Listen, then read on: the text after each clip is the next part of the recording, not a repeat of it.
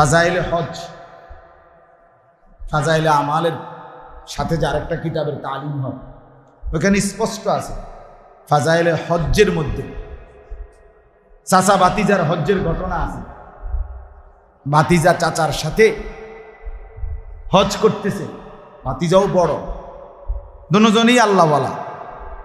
তো চাচা যতবারই বলে লাব্বাইক আল্লাহুম্মা লাব্বাইক, আল্লাহ আমি হাজির, ততবারই অদৃশ্যভাবে আওয়াজ আসে লা লাব্বাইক, তোমার এই লাব্বাইক উপস্থিত গ্রহণ করলাম না। আল্লাহ তাআলা প্রত্যাখ্যান করে। তো ভাতিজা একদিন বলতেছে, ভাতিজাও একদিন শুনে ফেলছে চাচারে যে আল্লাহর পক্ষ থেকে এই কথাটা বলা হয়। তখন ভাতিজা বলতেছে, চাচা কীর্তেন হজ করলেন, লাব্বাইকও বলেন, স্পষ্ট শোনা যাইতেছে লা লাব্বাইক বলতেছে, আপনার এই উপস্থিতি গ্রহণ করছে না আল্লাহ, তো কেন আর আপনি হজে আইলেন, কি লেগে করেন? চাচা তখন বললেন, ভাতিজা তুমি তো কেবল এই কথাটা আজকে একবারই শুনছো, এতেই তোমার কষ্ট লাগিয়ে উঠছে। আমি তো ভাতিজা আজকে 70 বার এই পর্যন্ত হজ করেছি, প্রতিবারই লাব্বাইক বলতেছি, প্রতিবারই আমার আল্লাহর পক্ষ থেকে আমারে প্রত্যাখ্যানই করতেছে,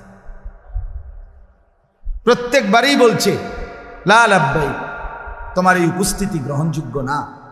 কিন্তু ভাতিজা তবুও আমি আসতেছি, তবুও আমি বলতেছি, কেন জানো? কারণ আমার এই আল্লাহ ছাড়া আর কেউ নাই। উনি যদি আরো 70,000 বারও প্রত্যাখ্যান করে, আমারে ফিরাইয়া দেয়, তো আমি রাগ করলে কার কাছে যাব? বলেন না, আছেনি কেউ? আপনি আজ 30 বছর ধরে আপনার ছেলে মেয়ে হয় না, তো আপনি ডাকতে ডাকতে নিরাশ হইয়া তো এখন বলেন যে বাদ দিলাম, যেহেতু বাদ তো দিলেন, এখন ডাকবেন কারে? কথা বুঝেন নাই আপনি? 31 বছরের সময় আপনি এখন কারে ডাকবেন? আল্লাহকে বাদ দিয়ে আমাদের আর আছে কেউ? কেউ। তাইলে তখন বাতিজারে যখন চাচা এই কথাইটা বলছে যে আমার মাওলা ছাড়া, আমার এই দুয়ার ছাড়া আর দুয়ার আছে কোথায় ভাতিজা? আমি তো এই দুয়ারেই পড়ে থাকবো, আমি তো এই দুয়ারেরই ভিখারি, আমার তো আর কোথাও ভিক্ষা নাই, আমার তো এখানেই এই দুয়ারেরই ভিখারি আমি। কাজেই যত প্রত্যাখ্যানই করুক, আমি এই দুয়ারেই লাব্বাইক বলেই যাব।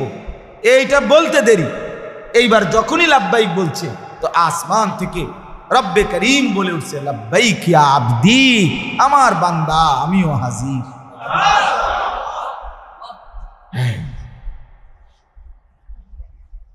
70 বারের পরে রব গ্রহণ করে নিয়েছে, গ্রহণ করে নিয়েছে। তো এই জন্য বললাম এটা গুরুত্বপূর্ণ বিষয়। মানুষের জীবন সবসময়, মানুষ সারাক্ষণ হাসে না, হাসে? কেউ যদি সারাক্ষণ হাসে, মনে করেন আপনি সারাক্ষণ হাসেন, তো মানুষে তারে কি করবো? পাগল বলবেন? পাগল, সারাদিন ব্যাটকায়, এটা কি সারাক্ষণ ব্যাটকায় থাকে, এটা বলবে কি না বলে? তাহলে বোঝা গেল কেহই সারাক্ষণ হাসেন। মানুষের জীবন সুখে দুঃখে, আনন্দ বেদনায় ভরা, কখনো রোদ, কখনো বৃষ্টি, কখনো রাত, কখনো কি দিন, কখনো আলো, কখনো কি অন্ধ, ঠিক প্রত্যেকটা জোড়া জোড়া। আল্লাহর সৃষ্টি সব কি জোড়া জোড়া, সব জোড়া জোড়া। আমরা আপনারা সব জোড়া যদিও আমরা বলতে নাও পারি, জানি না, কিন্তু আল্লাহর ইলমে সব জোড়া জোড়া। সুবহানাল্লাযী খালাকাল আজওয়াজা কুল্লাহা, এই যে পরিষ্কার কোরআনের আয়াত, সূরা ইয়াসিনের আয়াত, সুবহানাল্লাযী খালাকাল আজওয়াজা কুল্লাহা, ওই আল্লাহর প্রশংসা করছি যিনি সব কিছু বানিয়েছেন, আজওয়াজ জোড়ায় জোড়ায়, সব জোড়ায় জোড়ায়। এই যে আসমান, এই যে জমিন, এই যে জোড়া, এই যে রাত, এই যে দিন, এই যে আলো, এই যে অন্ধকার, এই যে হাসি, এই যে কান্না, এই যে সকাল, এই যে বিকাল, এই যে দুপুর, এই যে সন্ধ্যা, সব কিছু জোড়ায় জোড়ায়। সব জোড়া আমরা বলতে নাও পারলেও আল্লাহ সবটাই জানেন। জানেন কিনা? ওয়া খালাকনাকুম আজওয়াজা, আল্লাহ বলেন আমি তোমাদেরকে সৃষ্টি করেছি জোড়ায় জোড়ায়। ওয়া মিন আয়াতিহি আন খালাকা লাকুম মিন আনফুসিকুম আজওয়াজা, আল্লাহ বলে প্রত্যেকটা পুরুষ শুনে নাও, আমি আল্লাহর কুদরতের নিদর্শন, আমি তোমাদের প্রত্যেক পুরুষ থেকেই সৃষ্টি করে রেখেছি তার জোড়া। তার কি? স্ত্রী জোড়া। তার সব কিছু জোড়ায় জোড়ায়, সব কিছু। অতএব এখানে সুখ দুঃখ, আনন্দ বেদনা, হাসি কান্না মিলেমিশে থাকে দুনিয়া দুনিয়া। কিন্তু মোমেন হিসাবে আমাদের দায়িত্ব এটা বুঝতে শিখেন, ভাবতে শিখেন, হার হালাতে সর্বাবস্থায় আল্লাহ তাআলার ইবাদতের উপরেই টিকে থাকে, টিকে থাকে। আমার একজন আপনজন আছে, আমি বুঝ হওয়ার পরে আমার একজন ঘনিষ্ঠ আপনজন আছে, ওনার 5টা সন্তান। আমি বুঝ হওয়ার পরে সারাটা জীবন, আজকে আমি বুঝ হওয়ার পরে আজকে মনে করেন আমি যদি সেই 12 বছর বয়স থেকে খোঁজখবর নিয়ে থাকি ওনার, আজও আজকে আমার 42 বছর, তো ধরেন 30 বছর, এই 30টা বছর আমি দেখে যাচ্ছি উনার জীবনে শুধু বিপদ আর বিপদ। সব সময় উনি কোনো না কোনো মুসিবতে, কোনো না কোনো পেরেশানিতে আছেই আছে, আছেই আছে। তো এর ভিতর দিয়েই আল্লাহকে ডাকতেছে, এর ভেতর দিয়েই 3টা ছেলে কওমি মাদ্রাসায় পড়তেছে, এর ভিতরে দিয়েই মেয়েগুলো বিয়ে দিছে। কিন্তু এই আজকে শুনি এটা, কালকে এটা, মানে কোনো না কোনো মুসিবতে ওনারা চলছেই, চলমান চলমান। আমি আল্লাহর ঘরে গিয়েও কাবার গিলাফ ধরে কাবার কাছে দাঁড়াইও ওনার জন্য দোয়া করছি, হায় মাওলা আমি কি তার সুখ দেখবো না, শুনবো না? এই যে জিন্দিগি বলেন, এই যে জীবন, এটা আবার কেউ আছে যার, ওই যে আমরা কিতাবে পড়ছি, সরাসরি হাদিসে আছে, রাসূলুল্লাহ সাল্লাল্লাহু আলাইহি ওয়াসাল্লামের জামানায় একবার এক লোক, আরাবি বেদুইন, পাহাড়ি মানুষ, খুব সুঠাম শক্তিশালী লোক, স্বাস্থ্যবান সুস্থ সবল সুঠাম মানুষ, নবী সাল্লাল্লাহু আলাইহি সাল্লামের দরবারে আসছে। আল্লাহ নবী সাল্লাল্লাহু আলাইহি সাল্লাম কোনো কথার প্রসঙ্গে জিজ্ঞেস করছে, তোমার কি কখনো কোনোদিন জ্বর হয়েছে? হুম্মা, সে বলছে জ্বর কি জিনিস, জ্বর কিভাবে হয়? তার মানে সে জ্বর কখনো দেখে না। নবী সাল্লাল্লাহু আলাইহি সাল্লাম বলছে তোমার কি কখনো সুদা, মাথা ব্যথা হয়েছে? সে বলছে মাথা ব্যথা কিভাবে হয়, মানে মাথা ব্যথা কেমনে হয় সেটা জানে না। আল্লাহ নবী সাল্লাল্লাহু আলাইহি সাল্লাম বলছে তোমার কি কোনোদিন পেটে ব্যথা হয়েছে? পেট ব্যথা, পেট ব্যথা হয় কিভাবে, কেন হয় সে জানে না। অর্থাৎ কোনো রোগ কোনোদিনও তার নাই। আল্লাহ নবী সাল্লাল্লাহু আলাইহি সাল্লাম লোকটা চলে যাওয়ার পরে নবী সাল্লাল্লাহু আলাইহি সাল্লাম বললেন, যদি এই মুহূর্তে জাহান্নামী দেখতে মন চায় তো এরে দেখো। কি কারে কি দেখতে, কি দেখতে মন চায়? জাহান্নামী দেখতে মন চায় যদি ওরে দেখো। যে জীবনে কোনোদিন কি একে তো বেঈমান, দ্বিতীয়ত দুঃখ বলতে কিছু দেখেন। 40 বছর ফেরাউনের কোনোদিন কোনো সর্দি কাশি জ্বর মাথা ব্যথা একটা হাসি কাশিও ফেরাউন দেয় না। 40 বছর ফেরাউন, এই 40 বছর একটানা সম্পূর্ণ রোগ মুক্ত থাকার কারণেই ফেরাউন বলছে, ভাবছে কি রে আমি তো মানুষ না, আমি তো খোদা। فقال انا ربكم الاعلى, আল্লাহ বলেন ফেরাউন এবার বলে উঠল, মিশরবাসী আমি তোমাদের সবচেয়ে বড় খোদা। ফাআখাযাহুল্লাহ, আল্লাহ বলে সাথে সাথে আমি আল্লাহ বেঈমানকে ধরে ফেললাম।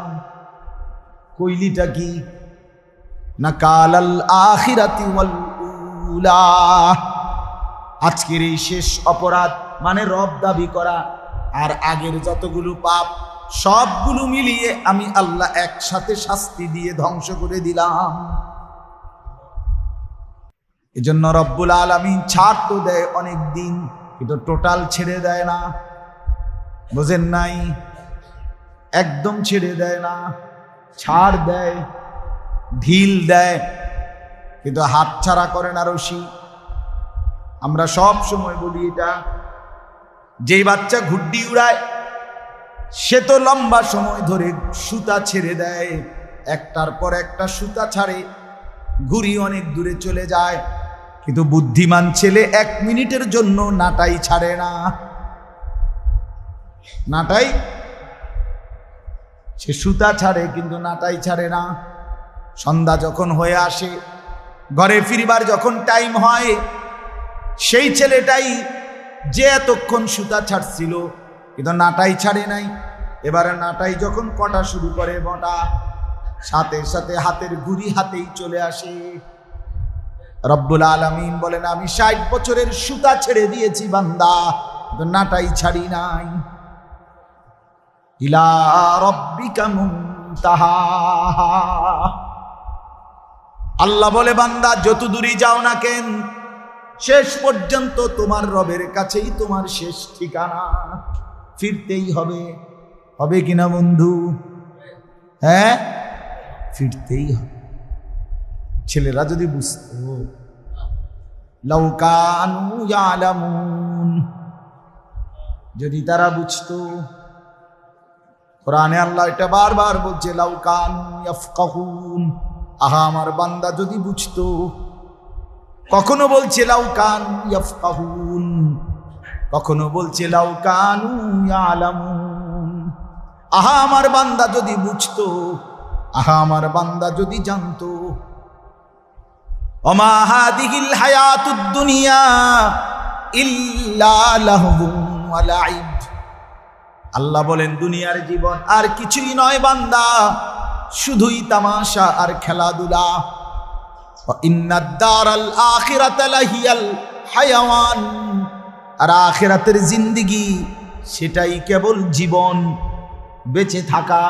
এরপরে লাউ কানু ইয়ালামুন, হায় যদি বান্দা আমার বুঝতো, এই যদি বুঝতো।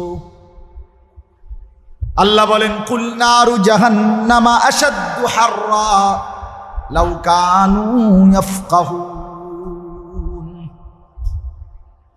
আল্লাহ বলে বান্দা শুনে নাও, দুনিয়ার এই গরমে কষ্ট হচ্ছে, তাইলে শুনে নাও জাহান্নামের আগুনের গরম তার চাইতে অনেক বেশি তীব্র গরম। লাউ কানু ইয়াফকাহুন, যদি তারা বুঝতো। এই আল্লাহ এটা বলছে, আল্লাহ যদি বলেন যদি তারা বুঝতো। আল্লাহ আমাদেরকে বুঝ দান করেন।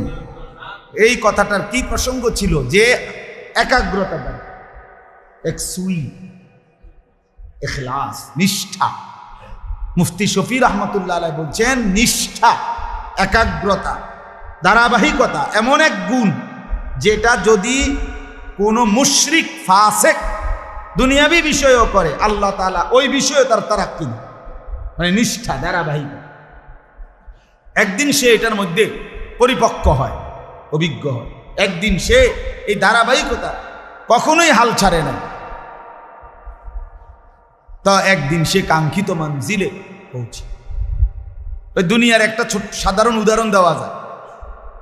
যত লোক হিমালয়ের চূড়ায়, এটা একটা আপনার বিষয়, যে সারা বছর সারা পৃথিবী থেকে অসংখ্য পর্যটক আপনার হিমালয় পর্বতের চূড়ায় উঠবার জন্য প্রতিযোগিতা করে, মানে উঠতে চায় আর এভারেস্টের চূড়া। এটা একটা মানুষের একটা নেশা মানুষের ভিতরে। এখন এইটা যত লোক শেষ পর্যন্ত উঠছে, প্রত্যেকের ইতিহাস যদি কেউ শোনে, তা সে শুনবে এইটা যে এইটা সে এক চান্সে উঠে নাই, কোনোভাবেই একবারে উঠে নাই। কতবার যে সে এটা থেকে নেমে যাইতে হয়েছে, পিছাই যাইতে হয়েছে, আবার আবার আবার শুরু করছে, আবার আবার আগাইছে, আবার আগাইছে, আবার আগাইছে। একদিন সে সত্যি সত্যি এভারেস্টের চূড়ায় বিজয়ের পতাকা উড়াই দিছে, সফলতার দুনিয়ার দৃষ্টিতে। তাইলে যেই কোনো মানুষ, এটা গুরুত্বপূর্ণ, আপনাদেরকে বললাম, ছেলেদেরকে বললাম, আজ মুসলমানের আমরা অল্পতেই হাল ছেড়ে দেই, একটু থেকে একটু 19-20 হইলে আল্লাহকে বাদ দিয়ে আর হইতো না। এত পেরেশানির ভিতরে কি নামাজ, হের বউর সিজার হইতে আছে, টেনশন পেরেশানির কারণে জোহর, আসর, মাগরিব, এশা সব বাদ, পেরেশানির ভিতরে আছে, বউর সিজার।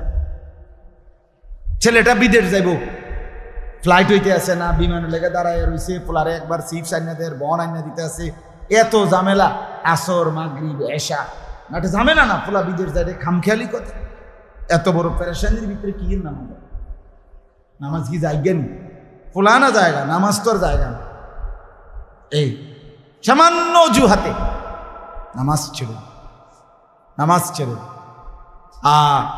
আমাদের সেই প্রিয় মানুষ, সেই প্রিয় কণ্ঠ আল্লামা হযরত মাওলানা জুবায়ের আহমদ আনসারী রহমতুল্লাহ আলাই, আল্লাহ তাআলা তার কবরকে জান্নাতের উঁচা মাকাম বানিয়ে দেন। শুনছিলাম হুজুরে একবার কইছে যে চাচায় ভোরবেলা খেতে কাম করছে সারাদিন, সেই ভোর রাত্রে চলে গেছে খেতে, রাতের 10টা-11টা বাজে ঘরে আসছে।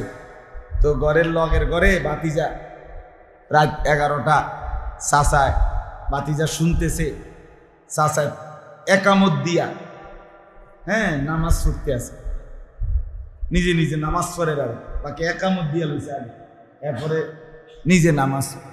এখন একামত দিছে, বাতিজা শুনছে, চাচায় নামাজ পড়ছে, ঠিক আছে, কিন্তু দেখে যে 5-10 মিনিটের মাথা আবার একামত দিছে, আবার দিছে একামত, চাচা দিয়ে আবার কি জানি নামাজ পড়লো মনে হয়, একটু পরে আবার একামত দিছে। ভাতিজা কই ইন্নারিল্লাহ, কি রে কি নামাজ, কদ্দুর পর একামত দেয় আবার, এরম নামাজ তার শুনছি না। কয়বার একামত দম লাগে? মনে করেন এশার নামাজের একামত কয়বার? একবার না। তো এবার এটা কি নামাজ পড়তে আছে, তোমরা দেখ 4-5 বার হয়ে গেছে, একামতে দেয় কদ্দুর পর। তো ভাতিজা গিয়া টেনশনে উঠতে গিয়া চাচার কাছে, চাচা এইটা হুজুরের মুখে আমি এটা শুনছি, আর চাচা এটা কি নামাজ পড়তে আছেন যে কুদ্দুর পর কাদ কামাতিস সালাহ, কাদ কামাতিস সালাহ কইতে আছেন, দেখ কোন ওয়াক্তের নামাজ, কি নামাজ করেন? তখন চাচা বলতেছে, ভাতিজা সেই যে ভোর রাত থাকতে গেছি খেতে, আর এই অল্প আগে আসছি, ফজর, জোহর, আসর, মাগরিব, এশা এক ওয়াক্ত নামাজ পড়ছি না, এই সব দিন নামাজ একটার পর একটা একামত দিয়ে পড়তে আছে। করে এখন না বুঝছি এতবার কাদ কামাতিস সালাহ মানে ধান রুইতে রুইতে 5 ওয়াক্ত নামাজ শেষ। আহা, ছেলেরা মোবাইল টিপতে টিপতে 1 ওয়াক্ত নামাজ হতো, সকালবেলার এই একটু ঘুম, অথচ কেহই ফজরের আগে ঘুমায় না। এমন না যে ঘুমাইছে 3টা বাজে, উঠতে লাইতে হয়েছে 4টা বাজে, এমন ঘুমাইছে 12টা, 1টা বাজে, 11টা বাজে। ঘুম থেকে উঠার টাইম হয়েছে ফজরের টাইম, কমপক্ষে 6 ঘন্টা পরে। কি নাফরমান, কি নাফরমান! আরে কি শক্ত ডাকায়, কি নিকৃষ্ট হারামি যে ফজরের নামাজ। আমার একারে ফজরের নামাজ যে পড়ে না তারে আমার বেশি অসিব্য মনে হয়, একারে বেশি অসিব্য, একেবারে বেয়াদব, এটা একদম বেয়াদব, এটা বেশি অসিব্য, নিকৃষ্ট বেয়াদব, এটা একেবারেই জানোয়ার, হাইওয়ান, খবিস, এটা খবিস যেটা ফজরের নামাজ, একেবারে নিকৃষ্ট, অপদার্থ বলতে যেটারে বুঝায় এটা। মানুষ এত বেয়াদব হয় না, কোন মানুষের বাচ্চা এত নিকৃষ্ট হবে না। কিরে বেটা, 6 ঘন্টা ঘুমাইলি, 5 ঘন্টা ঘুমাইলি, তুই কেমনে ফজরের নামাজ পড়িস না? এটা কারণটা কি? এত বড় নিকৃষ্ট বেয়াদব কেমনে হয় মুসলমান? চিন্তা করো। আমি আজকেও একেবারে কারেক্ট 4টা 45-এ জামা, বিশ্বাস করো 4:35 যখন বাজে আমি তখন বাসায় আসছি। 8:30 রাত গাড়ি, রাজবাড়ি। গতকালকে আমি মাহফিলে গেছি, মকবুল ভাই। ঢাকা পদ্মা পার হইয়া, পদ্মা সেতু পার, ফরিদপুর, তারপরে পদ্মা সেতু পার হয়ে এই পদ্মা সেতুর আগেও ভাঙ্গা ফরিদপুর একটা জায়গা আছে, ওখানেও জ্যামে পড়ছি। ঢাকাটা পুরোটা জ্যাম। এই জ্যাম পার করে আইতে আইতে আইতে বাসায় যখন আসছি, বিশ্বাস করেন না, ফজরের জামাতের আর 5-7 মিনিট বাকি। ফজরের নামাজ অজুটা করেই মসজিদে গিয়া ফজর পরে, ফজর বাদ আমার কওমি মাদ্রাসার সংগঠনের মিটিং। আগে মিটিং দিয়ে রাখছি, আমার খবরও নেই। আর এত রাজ্যে লাগবে আমি এটা ভাবিও না।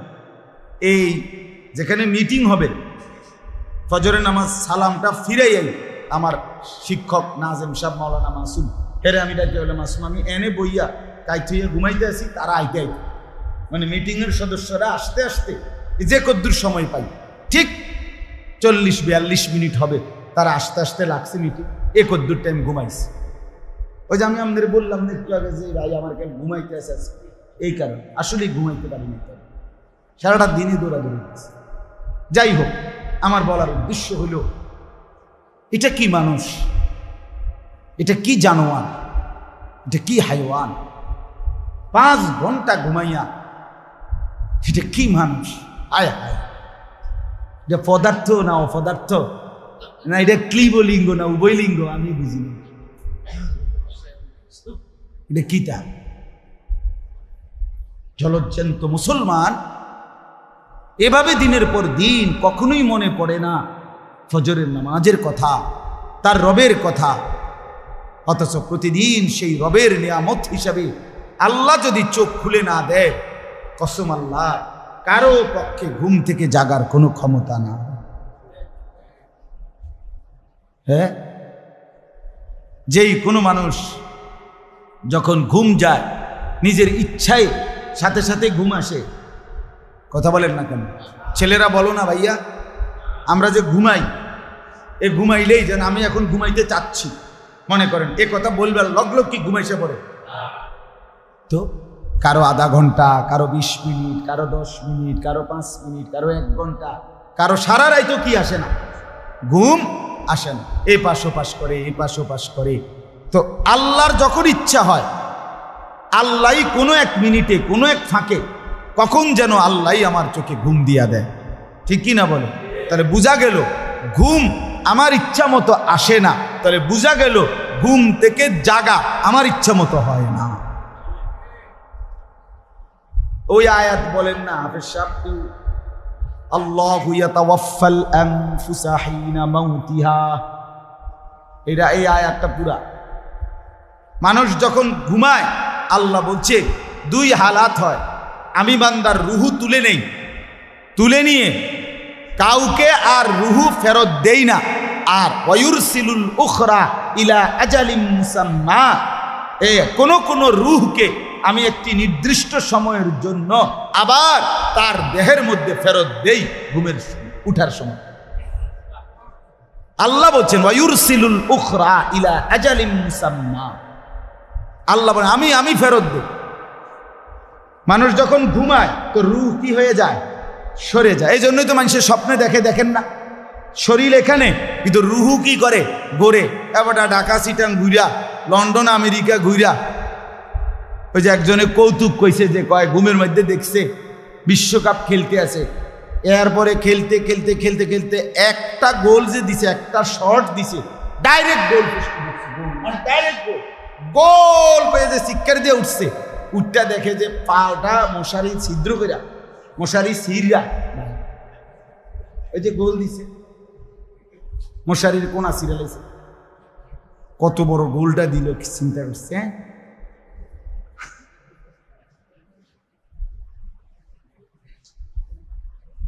তাইলে বোঝা গেল রুহুত ছড়ায় নেয় আল্লাহ তাআলা বলছেন। এরপর আল্লাহ বলেন আমি আবার নির্দিষ্ট একটি সময়ের জন্য আবার আমার বান্দার রুহুটা ফেরত দেব, ফলে সে জেগে ওঠে। হাদিসের মধ্যে আছে নবী সাল্লাল্লাহু আলাইহি সাল্লাম ঘুমাইবার সময় যে কয়েকটি দোয়া পড়তেন, একটা তো আমরা সবাই ছোট্ট দোয়াটা পারি, বিসমিকা আল্লাহুম্মা অথবা আল্লাহুম্মা বিসমিকা আমুতু ওয়া আহইয়া, এটা আমার ছোট মাইয়াও পারে, 2.5 বছরের মেয়ে।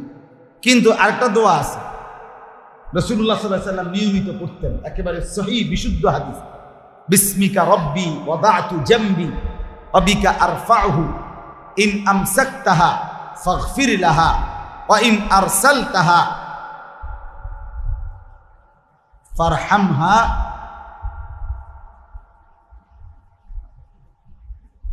ইন আমসাকতাহা ফারহামহা ওয়া ইন আরসালতাহা